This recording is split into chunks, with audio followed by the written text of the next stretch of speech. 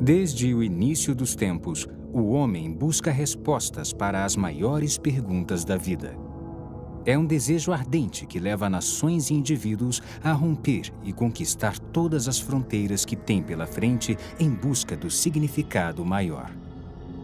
A busca por respostas tem levado a raça humana aos confins da Terra e além.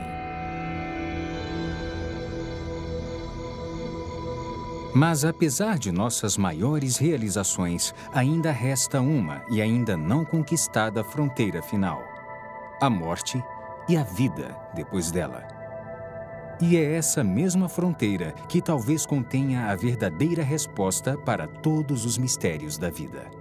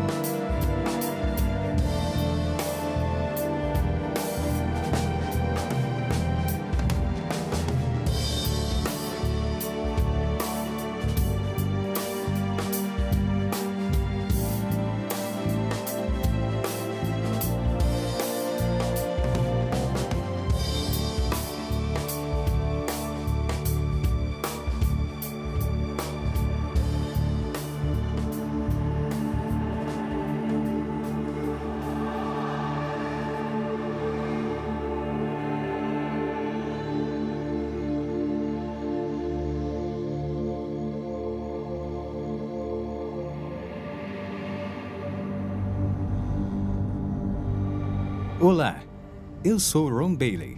Bem-vindo ao Fenômeno Lázaro, onde buscaremos respostas para os fenômenos mais intrigantes. Existe mesmo vida após a morte? Todo mundo já deve ter feito essa pergunta pelo menos uma vez na vida. Paramos de existir no dia em que damos o último suspiro? Ou haverá algo além disso? Neste programa, nós falaremos com especialistas das áreas médica e científica, assim como com pessoas que foram e voltaram do inferno e vivenciaram um paraíso que nunca imaginaram. Por isso, assistam, se puderem, enquanto estudamos o Fenômeno Lázaro. O Fenômeno Lázaro.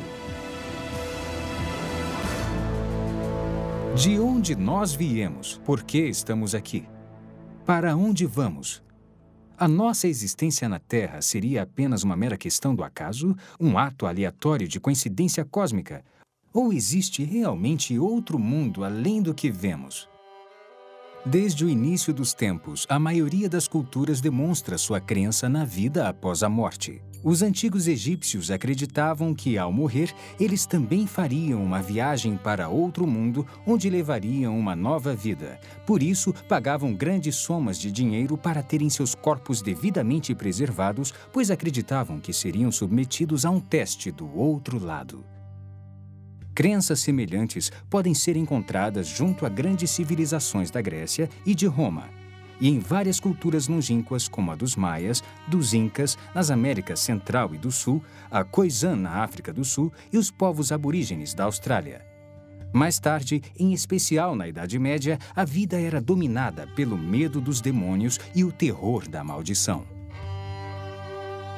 Ao longo dos tempos, poetas e escritores interpretaram os ensinamentos de Jesus e o que os autores bíblicos escreveram sobre céu e inferno. Uma história em particular, narrada pelo próprio Jesus, era sobre o homem rico e Lázaro. Havia um homem rico que se vestia de púrpura e de linho fino. E havia um mendigo chamado Lázaro, que se deitara ao seu portão, cheio de chagas, e ansiava comer o que caía da mesa do rico.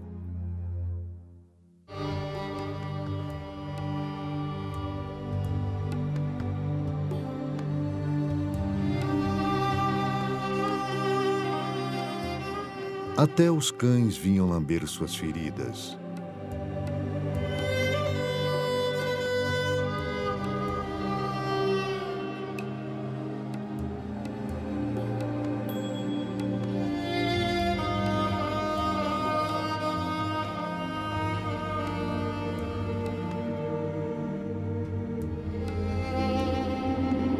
Chegou o dia em que o mendigo morreu, e os anjos o levaram para junto de Abraão.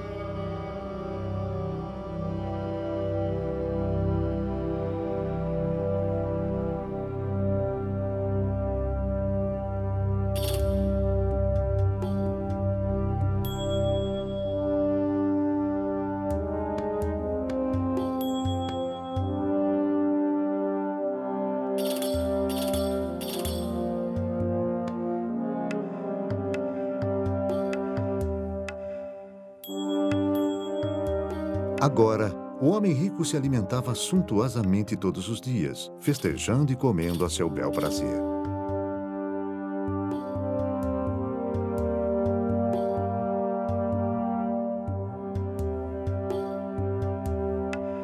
Mas chegou o dia em que o rico também morreu e despertou no Hades.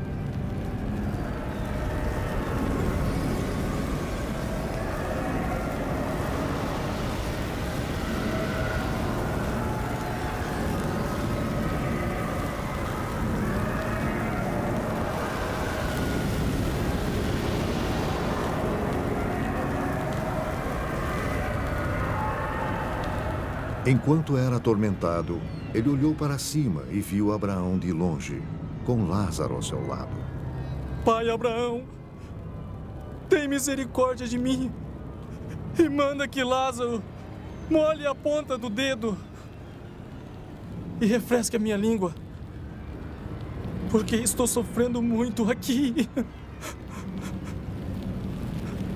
Meu filho, lembre-se que durante a sua vida você recebeu coisas boas, enquanto Lázaro recebeu coisas más. Agora ele está em paz e você em sofrimento. Além disso, entre você e nós há um grande abismo que ninguém pode atravessar. Abraão, mande Lázaro à casa de meu pai. Por favor, eu imploro. Eu tenho 5 irmãos. Não deixe que venham para este tormento. Seus irmãos podem seguir o que Moisés e os profetas pregam.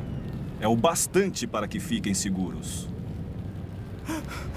Isso não basta. Se alguém dentre os mortos fosse até eles, eles falassem, eles se voltariam para Deus. Se não ouvem Moisés e os profetas, tampouco se convencerão por alguém que surja dos mortos.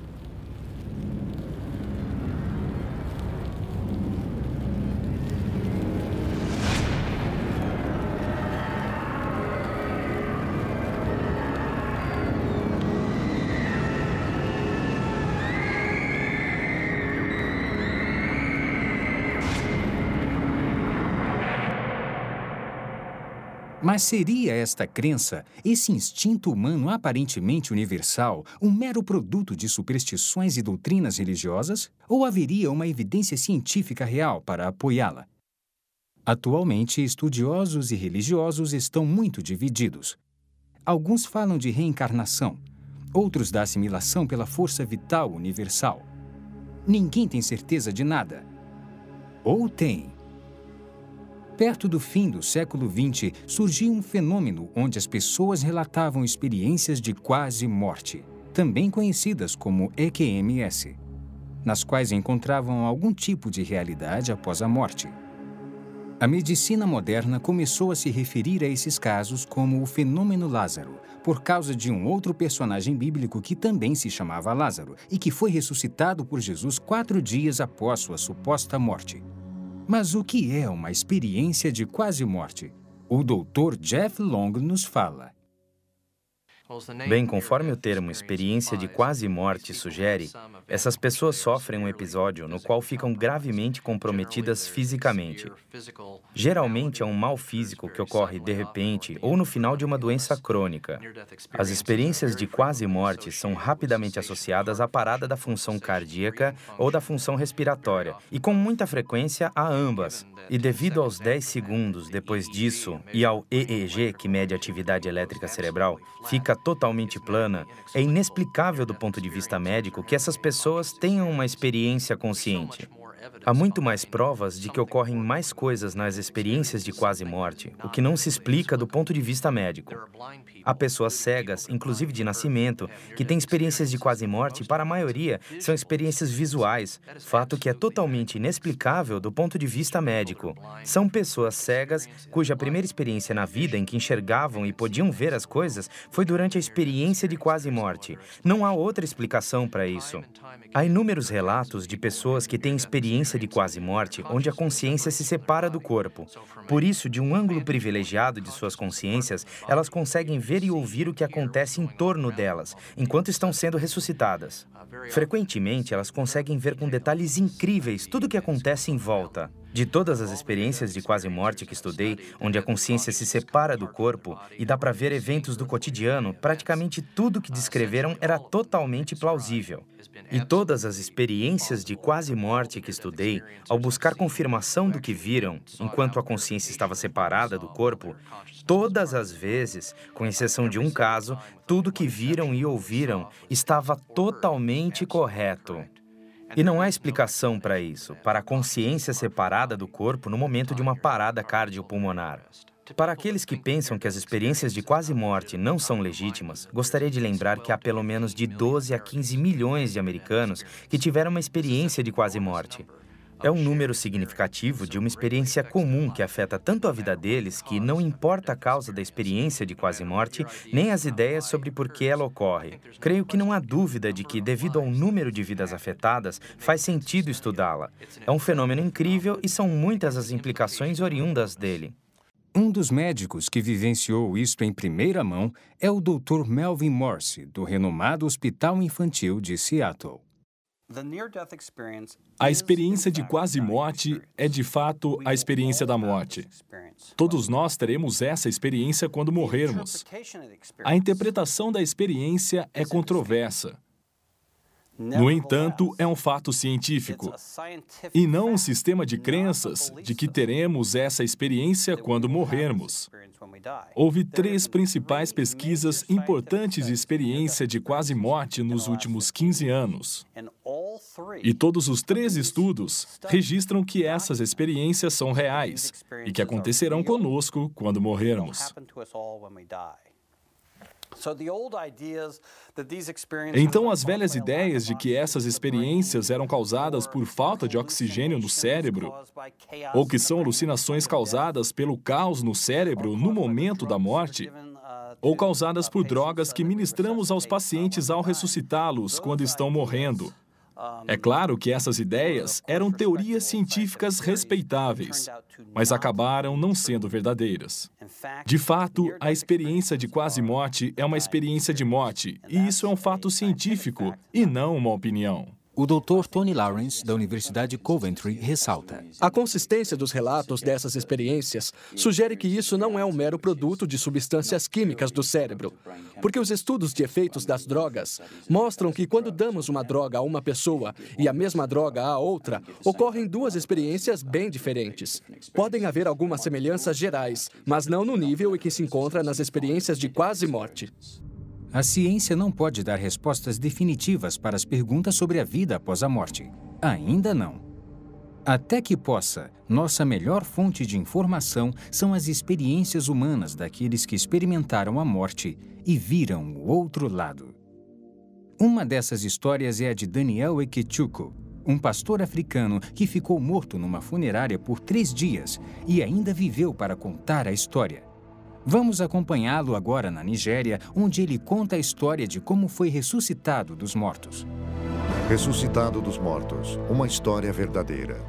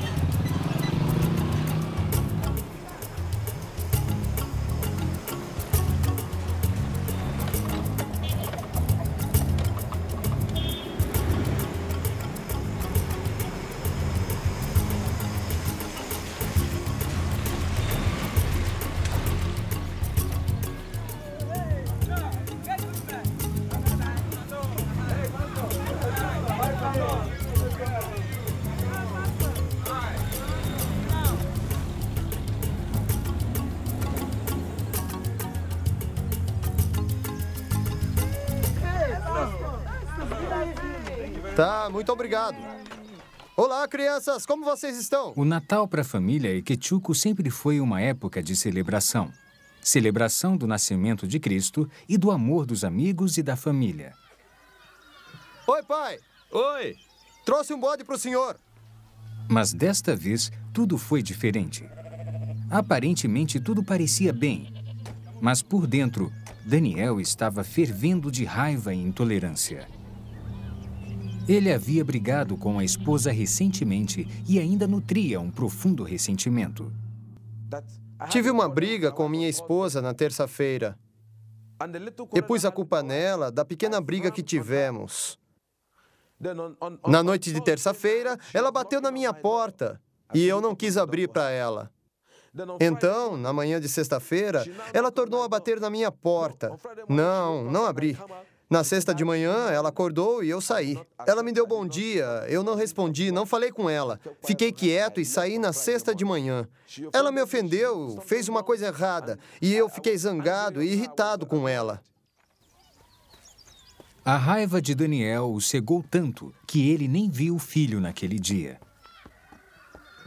Mamãe! Sim, meu filho. Onde está o papai? Ele foi levar o bode para o vovô em Owerri. Quando o papai vai voltar? Logo, filho, vá brincar.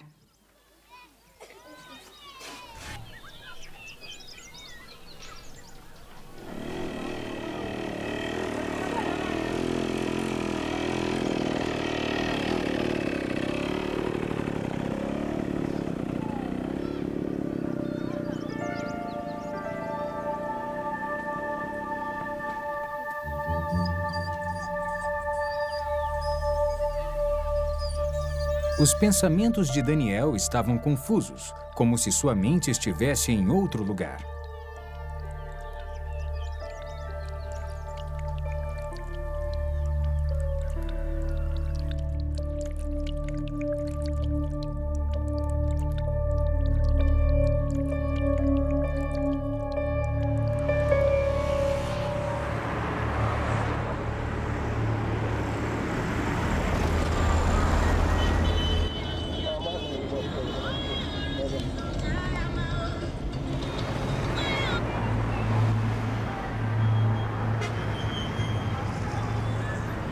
Conforme o sol começava a sumir, Daniel começou a correr, querendo chegar em casa. Ele ainda estava muito zangado.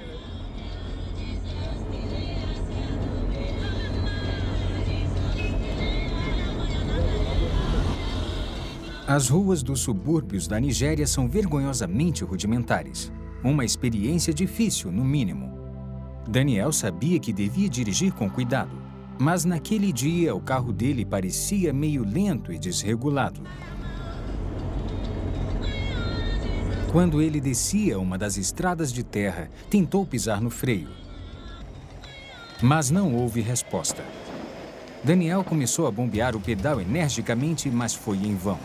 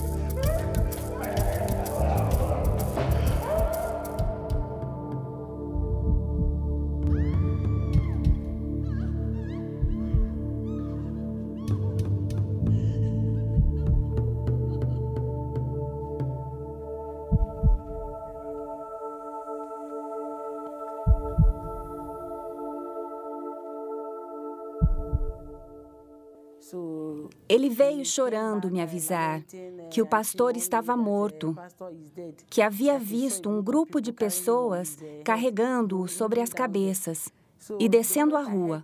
No instante em que ouvi seus gritos e ouvi que o pastor estava morto, eu soube que era meu marido. Por isso, comecei a correr na direção do local que havia ocorrido o acidente.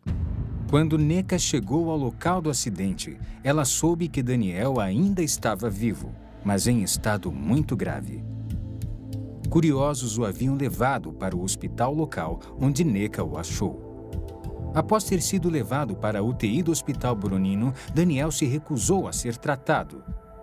Em vez disso, insistiu para que fosse levado até o médico da família na saída de O'Wary. Preciso ver o Dr. Miserec. É o médico da família em O'Wary. Médico da família? Eu não entendo. É o que meu marido quer, doutor. O cirurgião do hospital disse à esposa de Daniel em termos bem claros que ele não estava em condições para viajar devido à extensão dos ferimentos. Senhora, ele não está bem. Está confuso agora. Ele precisa ficar aqui. E não está em condições de decidir o que é melhor para ele. Por isso... Mas apesar dos apelos do cirurgião, Neca foi firme. É o que o meu marido quer. Se ele for agora, receio que ele possa morrer. E não posso impedir isso. Eles nos liberaram naquela noite. Me mandaram assinar e disseram que a responsabilidade era minha. Então assinei. Assim, nós o levamos para o médico particular de O'Wary. No caminho, ele me chamou e disse que eu devia cuidar da igreja, do ministério e das crianças. Cuide das crianças e do ministério. Shhh.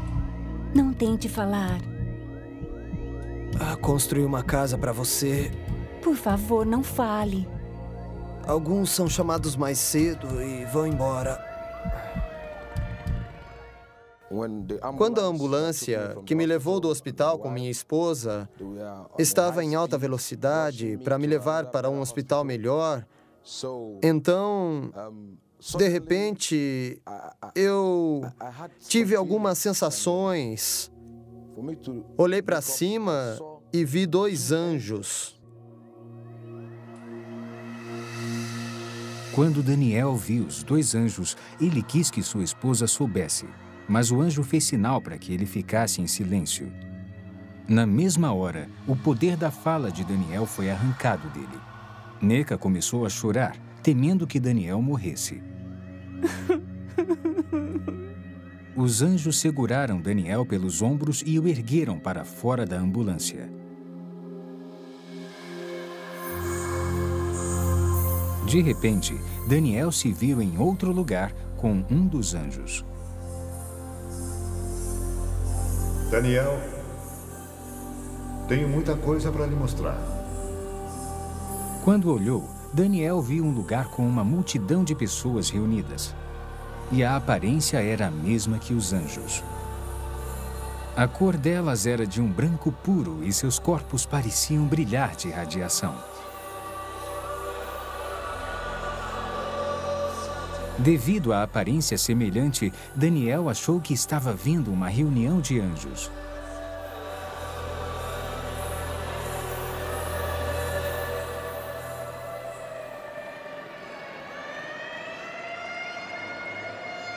Enquanto isso, a ambulância corria para a Clínica Santa Eunice, em O'Wary.